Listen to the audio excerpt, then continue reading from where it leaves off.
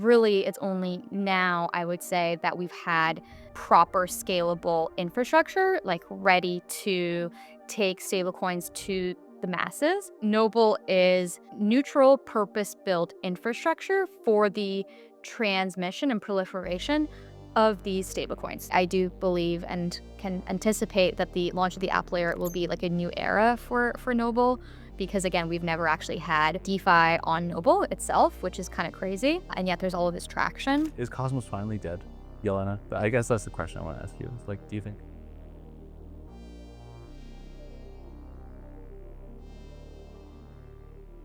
This episode is brought to you by Gnosis, building the open internet one block at a time.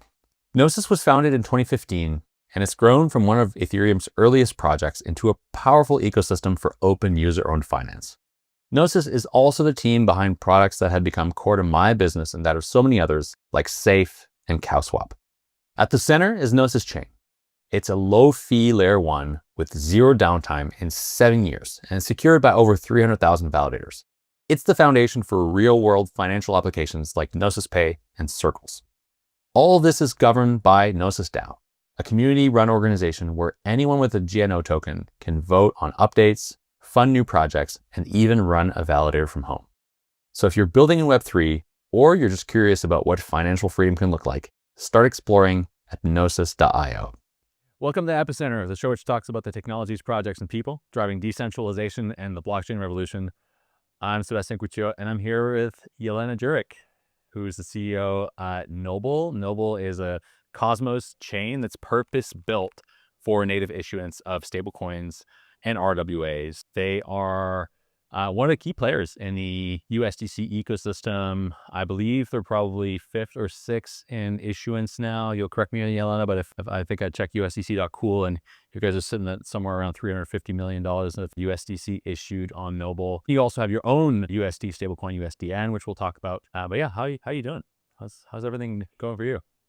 Yeah, no, thanks so much for having me on, Seb. It's been great. Obviously, it's stablecoin summer that is going into the fall, I guess, now that it's October 1st. It's been great. There's a lot of things going on, obviously, in the stablecoin space, and I'm excited to talk about that, and also some exciting updates on the Noble front.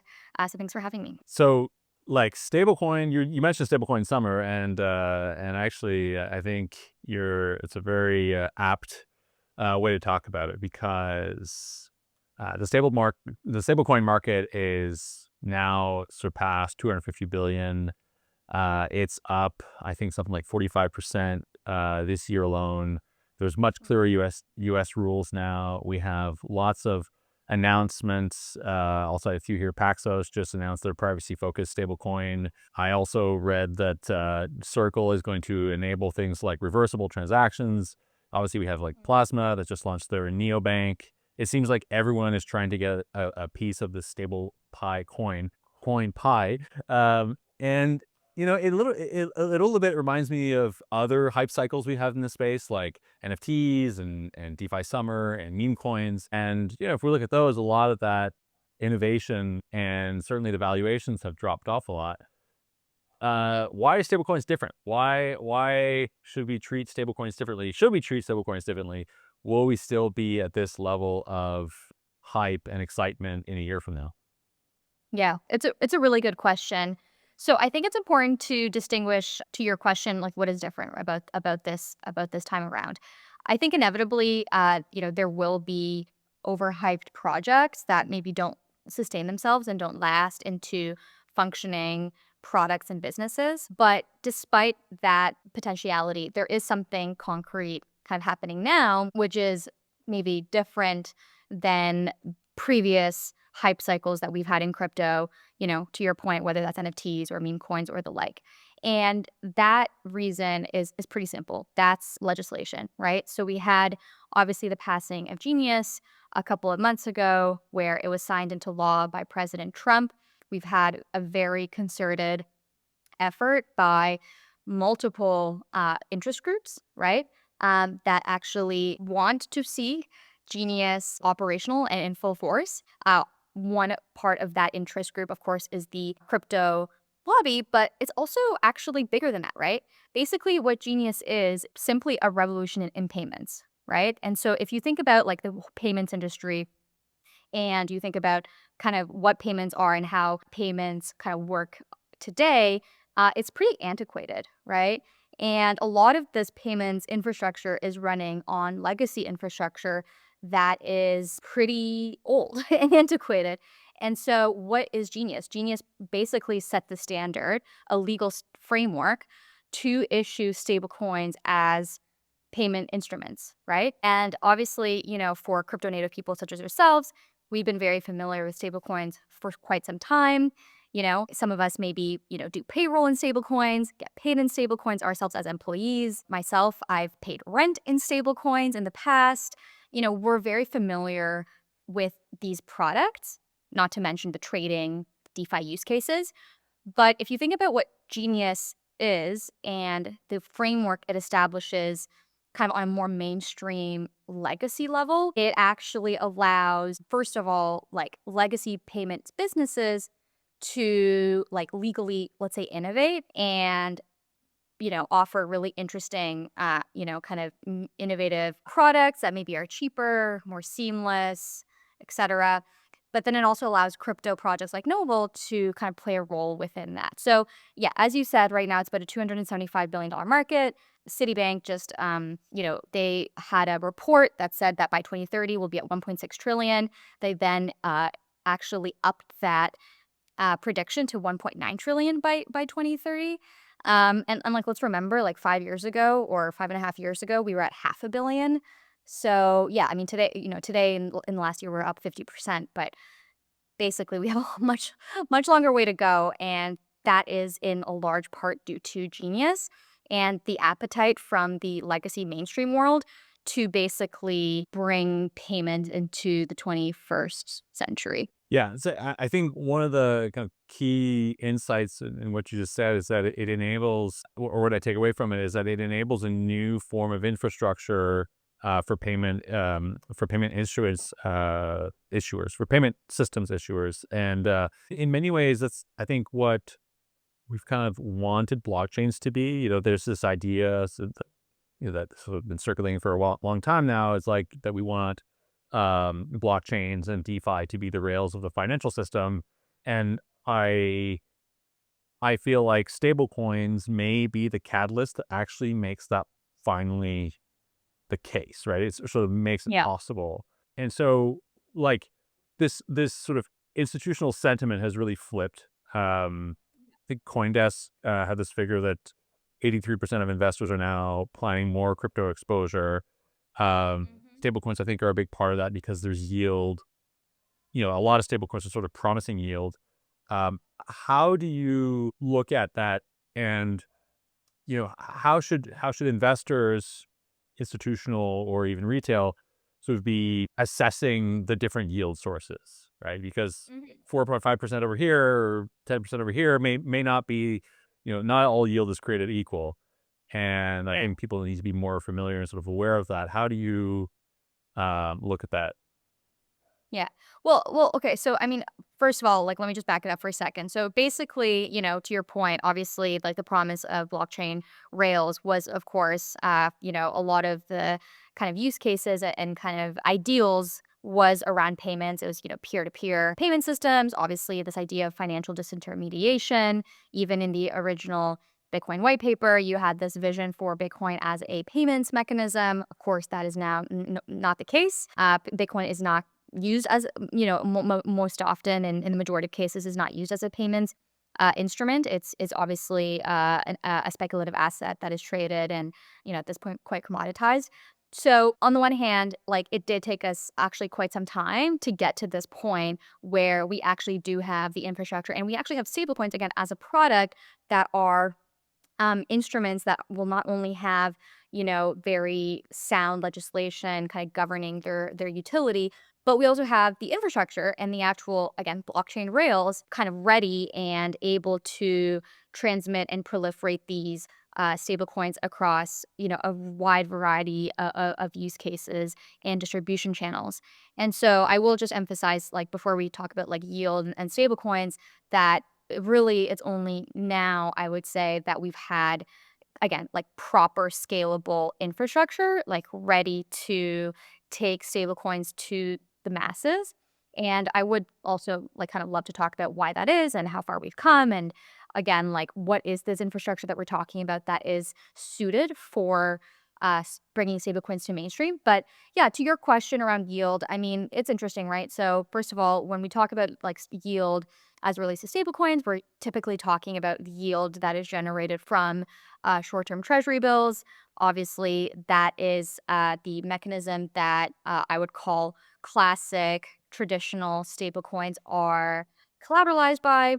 And so obviously within Genius, there is very clear distinctions around how that yield is passed on. So kind of out of the box, it's actually not compliant to pass on that yield sort of passively, right? So you have to basically have a mechanism where that yield is claimed or where distribution kind of and partners or entities like a Coinbase can actually take that USDC and pass on the yield by having, people, hold that USDC on the Coinbase platform. So there is a bit of nuance and like legally how stablecoins, are, able to pass on yield. And another big part of this question, of course, is the Clarity Act, and basically that is more governing like around DeFi and just generally kind of crypto tokens that are perhaps more speculative, but that will also kind of have some guidelines on again like the passing of yield and how that's kind of compliant. And basically for Noble, and this is like one of the principles that we have held very dear to our heart since the beginning, is Noble is neutral purpose built infrastructure for the transmission and proliferation of these stablecoins. So Noble itself is a protocol. Okay, Noble itself is a layer one. We, of course, are not ourselves a stablecoin issuer. You kind of mentioned in the intro that we have Noble Dollar. We're, of course, working with M0 on that product. M0 is a stablecoin issuance protocol, which works with a network of off-chain minters and issuers. Recently, Stripe or Bridge was announced as one of their partners.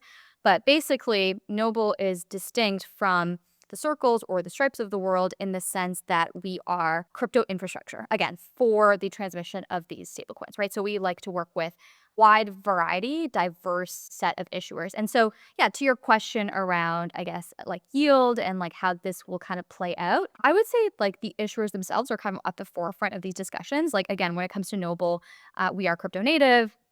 Obviously, DeFi will continue to exist, but as an issuer, that kind of consideration around how you pass on the yield, if at all, to end users is basically within their purview, right? So basically, you're going to have a situation where obviously, what currently exists, which will probably be the reality kind of after Genius is operationalized, but you'll have a situation where the issuer themselves, like a Circle, can't by default pass on that yield, but the distribution partner, like a Coinbase, like an Aave, like a Binance, really any entity, whether it's an exchange or even a DeFi protocol, can, of course, um, you know, pass on yield in ways that is like safe and makes sense.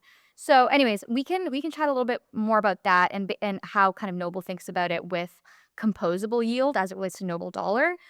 But basically, the rules are just like now being established, and there's no one path yet because the rules of the road have yet to be written by the OCC in the US as it relates to things like passing on yield.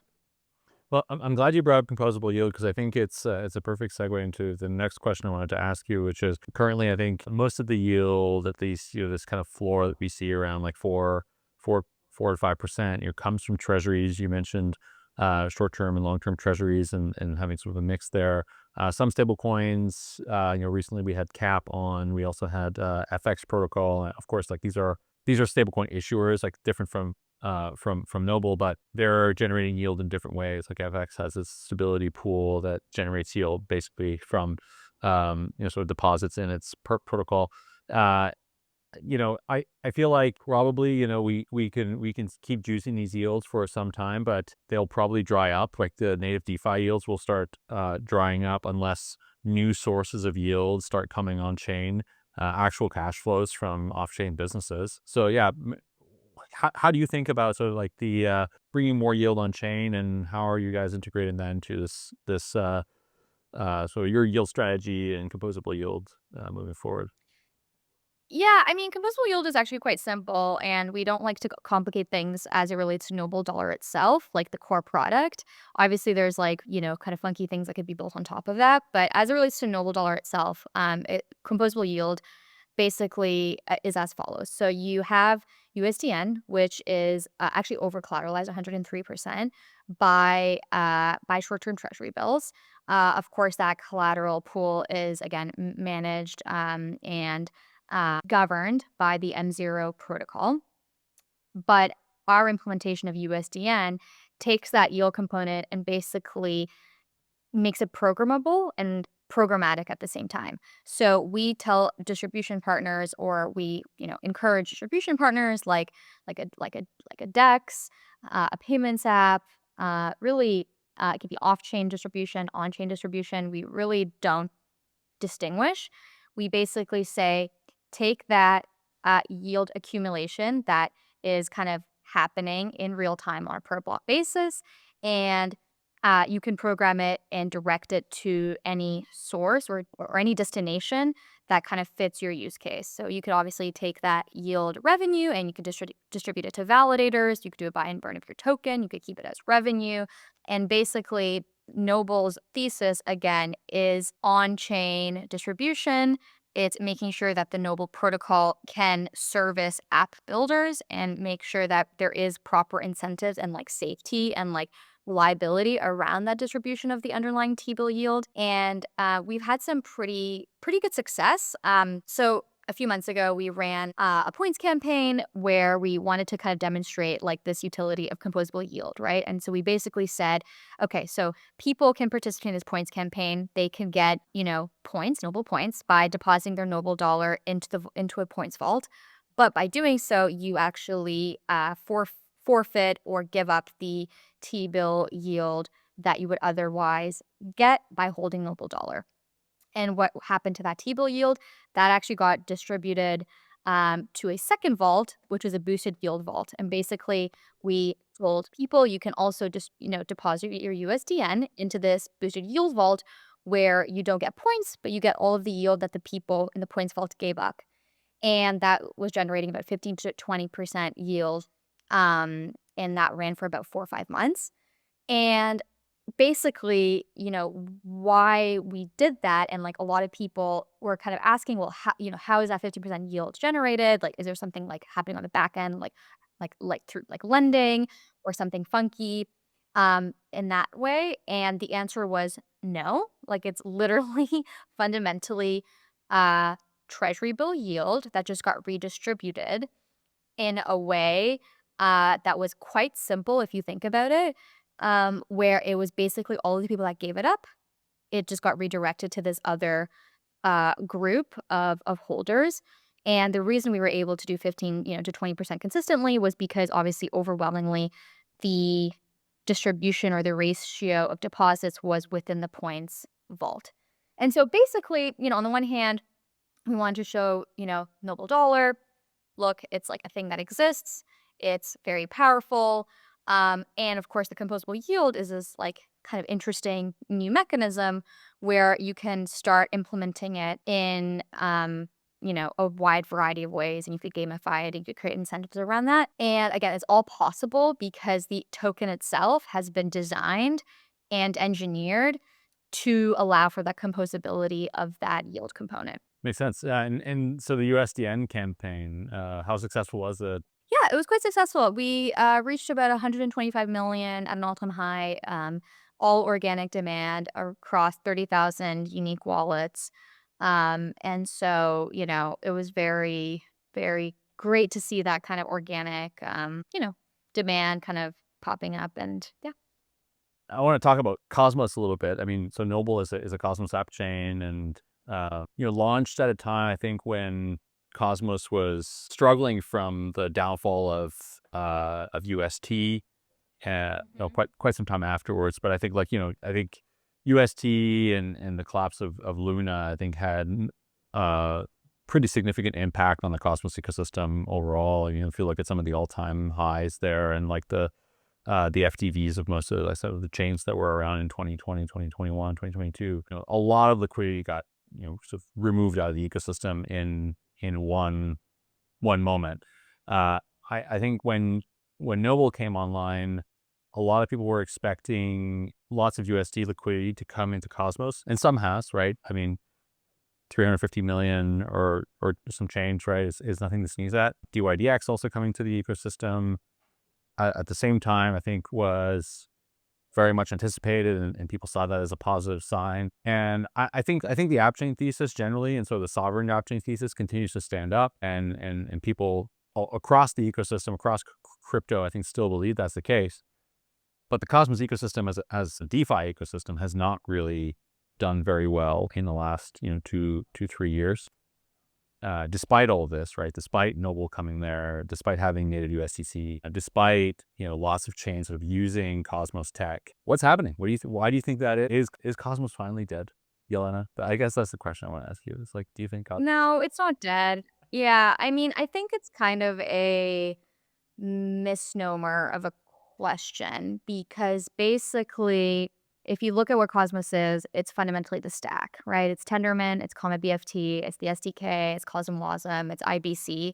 And if you look at all metrics across those like levels of the stack, it's actually quite strong. What's not strong, to your point, is Cosmos native token performances. So if you like look at a chart or coin market cap and you kind of look at a token that is like an IBC token that like launches, like unfortunately there isn't as much, retail kind of demand for those tokens. It's partially why Noble, of course, is launching this L2 on EVM, which is the Noble app layer, and why the Noble token will be an Ethereum token, not a Cosmos token. But basically, as it relates to like the stack itself and it relates to adoption, I mean, again, by all accounts, it is the most performant stack to build an app chain, right?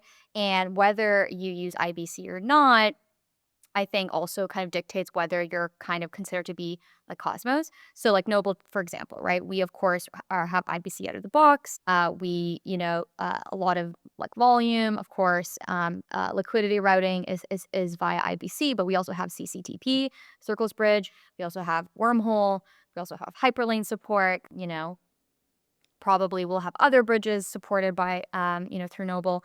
And so, I think that a lot of the times, when you kind of look at what happened with Terra, like, how much of Terra's success was because they were Cosmos or because they had a great product. I would argue they had a great product for its time. Obviously, that was not sustainable. Obviously, UST was fundamentally unsound. But, Anchor and what they, did with the Terra protocol was obviously, very valuable in some level. And that's why you had UST at a $40 billion market cap. And, you had, all of this liquidity mining of UST, and you had these like crazy like APYs. And anyways, you also had like a lot of like really great DeFi on Terra. And so basically, yeah, Terra was Cosmos, and it was Cosmos because it's the best way to build an app chain. But they also just had like a good product story and good use, like a really bullish community. And so I think again, like it's not to say that that can't happen again, right? Like it's all about the product. It's all about the like what you're actually building, who's it for, is it useful, does it work, is it broken, is there a good UX, all of these things. And so I think when you look at like what's happened since UST collapsed, obviously there was like a really serious bear market. You had FTX, you had Celsius bankruptcy, you had many things happen. And then what happened after that was somewhat of a bull market that was started basically within the Solana ecosystem. Why? Product. What was the product? Meme coins. And so again, like Cosmos showed you could build really performant app chain infrastructure for DeFi, for stablecoins, for trading, for like all sorts of things. Solana showed that you could get incredible mindshare and retail adoption of meme coins. And of course, there's like some performance reason for that because of the way that Solana works. But basically, it's to say that if you look at any major L1, L2 ecosystem, typically it's like power law distribution of like where the activity and liquidity is. And it's usually concentrated among a handful of products and applications. So like even Solana, right? Like, yes, pumped off fund like kind of kicked off the trend. You had Bonk, you had obviously, then there's like things like Jito, but like overwhelmingly a lot of that activity and liquidity and mindshare was around pumped off fund. And you look at, things like, Hyperliquid overwhelmingly now that's kind of maintaining a lot of mindshare.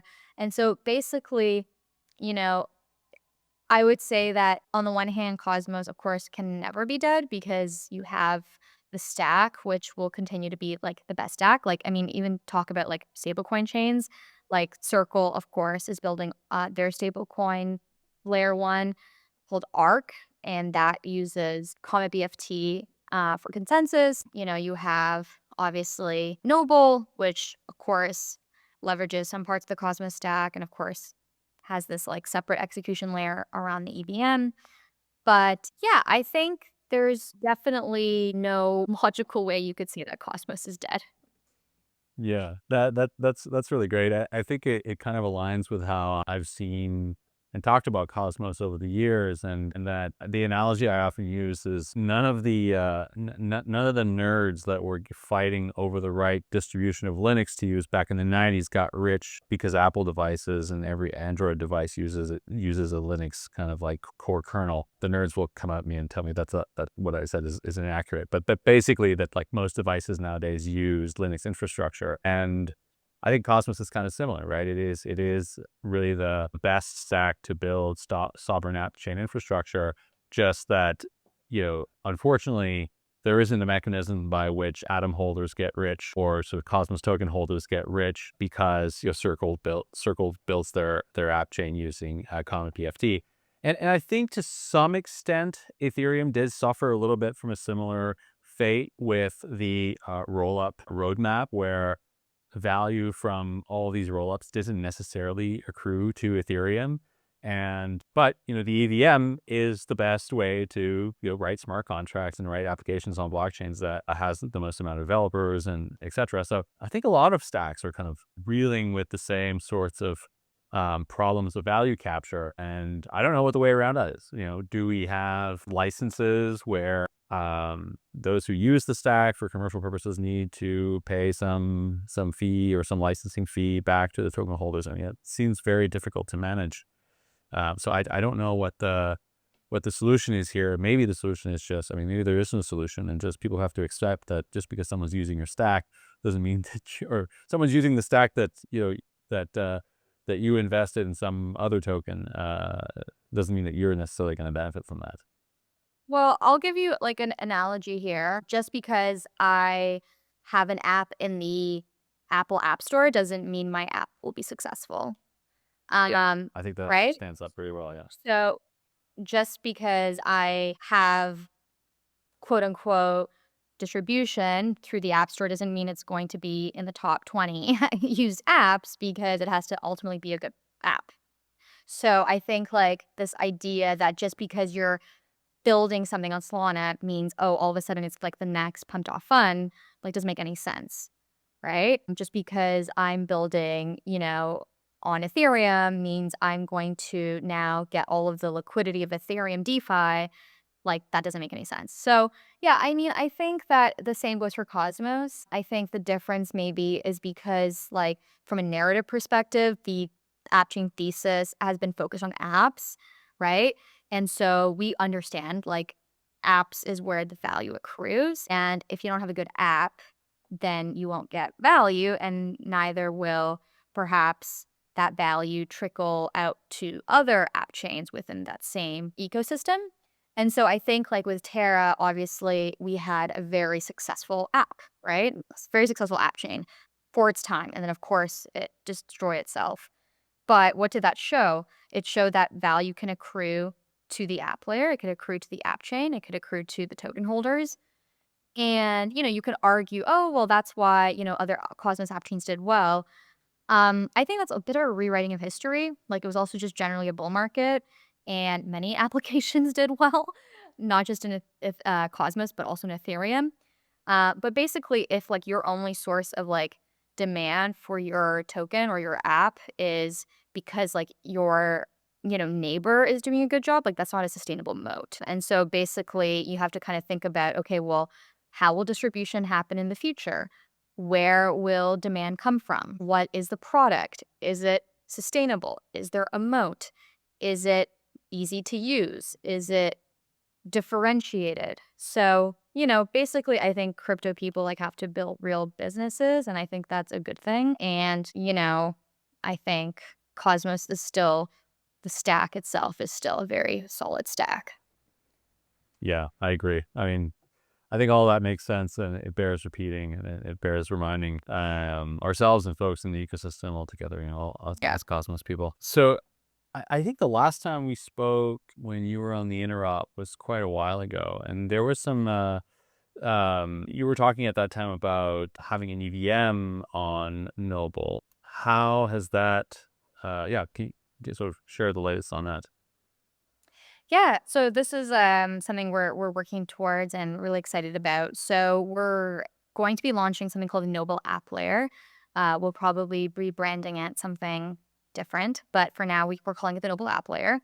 And basically, the Noble App Layer is an EVM L2 using Celestia for data availability. Kind of speaking of Cosmos, speaking of the stack, there's quite a few reasons why we decided to build the EVM component as an L2 versus adding it on top of the Noble L1, which of course is the Cosmos L1, which is currently, of course, in production and quite significant in terms of volume and routing and adoption. And basically, the reasons kind of are as follows. One, there is a lot of exciting innovation taking place, like in the Ethereum world, as it relates to performance.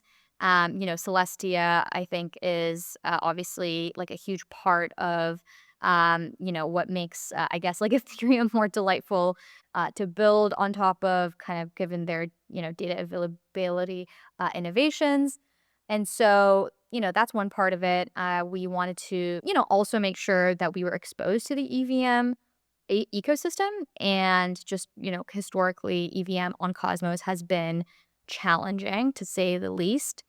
And so, we figured, first of all, there was a huge product need for smart contracts and programmability, for Noble. And adding an EVM layer on top of Noble was not necessarily the best engineering decision. And so we figured, let's deploy basically an L2 on top of Noble that would be validated and secured by the Noble Layer 1, but which could act as a distinct execution layer for. So, sorry to interrupt here, but even with the Cosmos sort of EVM stack, yeah, curious why you chose to do an L2 rather than use that stack, which has the EVM kind of built into it.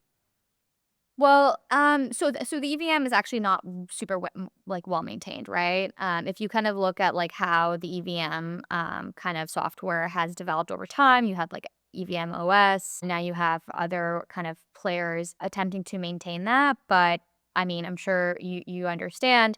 Like EVM is as a software, it needs to be maintained to make sure that it's like secure and that there's like de-risking from like a bugs perspective. And so basically, we felt a lot more comfortable in the maintenance and the software of EVM proper, kind of on if as it relates to Ethereum. So that was very much like a concern around, again, like stability, security, making sure we're always properly following major releases and that the software that we use is well maintained. And so it just made sense to, again, build this EVM app layer basically as an L2 using Celestia for DA. And then again, performance, right? Like our EVM app layer, I think like yesterday, we were doing some benchmark testing and it's like 100 millisecond block times, right? Super fast. That's faster than Noble Core, right? Noble Core is like 1.2 seconds, which is fast, but it's not, call it fast like like like the app layer, which can support all sorts of things that core can't support from like an execution perspective. And so that was an obvious decision for us. Again, we love working with the Celestia team. We think the kind of software that is maintained, again, is very solid, and it just kind of made sense for us. Also, again, like talking about like the power of like the Cosmos stack, like, it, not that this was like trivial work, it was definitely a lot of hard work, but there is also a world where, of course, Noble Core validates and secures the L2. And that's also was a big part of the discussion. Like, can we have a single sequencer L2 running on Celestia DA, secured by the Noble validator set in a very secure manner? The answer was yes. And so we're very excited to be basically championing that model. I did a long tweet thread on kind of what makes this model perhaps different than like other kind of roll-up designs within the Ethereum space, which maybe like we can link in the notes. But basically, a lot of what we've done with the Noble Core, validating and securing the L2, is very similar to kind of like the native roll-up vision that I believe Vitalik and others put forward. And yeah, we think it's pretty interesting. I mean, of course, it's different where the Noble Core is a proof of authority chain, right? So we don't have like a proof of stake kind of economic security model with like, a bunch of tokens staked. But we actually think that the proof of authority model works very well for our use cases, which are stablecoin centric. So anyways, it's a lot of different decision-making factors that kind of led us to where we are today. But I think that kind of speaks to our approach and our philosophy, which is like, let's be very methodical. Let's be very considerate around the architecture. Let's not rush things just because everyone else is doing it one way. We want to make sure that the way we do it fits our use case and fits our principles. And basically, I do believe and can anticipate that the launch of the app layer will be like a new era for Noble, because again, we've never actually had DeFi on Noble itself, which is kind of crazy. And yet there's all of this traction. So yeah, we'll see what happens. And can you talk a bit about the role of the Noble token in this new L2 and this DeFi ecosystem that you want to build? Yeah, definitely. And we'll have some really exciting announcements actually on the Noble token very, very soon. But at a high level, we're thinking of the Noble token in like two ways. So one, it will be the base fee token for the app layer. Basically, users can still pay fees in stablecoins as they currently do on Core, but there'll be a mechanism where those fees are swapped into Noble token kind of on the back end, and there's like a kind of a pay masters like account system around the kind of fee mechanism for the app layer, which again is Noble token under the hood. So again, assuming there's a lot of activity and users and products on Noble app layer that are well adopted, that will be positive for the Noble token. And then the other piece is actually governance. So we are keeping the proof of authority model for validation. So there will not most likely be staking, but there will be governance. What does that mean? Similar to, kind of other models where basically you could use the governance token to have certain incentives or have certain auctions for, let's say, deploying liquidity into certain pools, what we call like bribes in the curve model, where you have like a V, in this case, a V Noble token. That's all kind of on the roadmap. And we actually think, again, DeFi is at this point battle tested, and we have some pretty interesting applications kind of in the works. And if you can layer in a Noble token on top of that, where you get the community kind of excited and incentivized and motivated to kind of govern those various applications, I think there could be some interesting things. Where do you expect stablecoins to be in 3 to 5 years, and what will be Noble's role in that ecosystem? Yeah. Honestly, I think it's just the beginning. Obviously, we have all of a plethora of purpose-built stablecoin chains launching, which I think is ultimately positive. One of the ways that I like to think about differentiation among those app chains and, perhaps Noble's kind of role within that differentiation is basically as follows, right? The TAM for stablecoins, for stablecoin payments is massive, right? Like we mentioned earlier, this kind of 1.9 trillion figure from Citi. I've seen, I've seen predictions as high as 4 trillion from financial institutions. But if that is to be the case, you're going to have specialization within the payments landscape that basically leverages certain stablecoin infrastructure, right?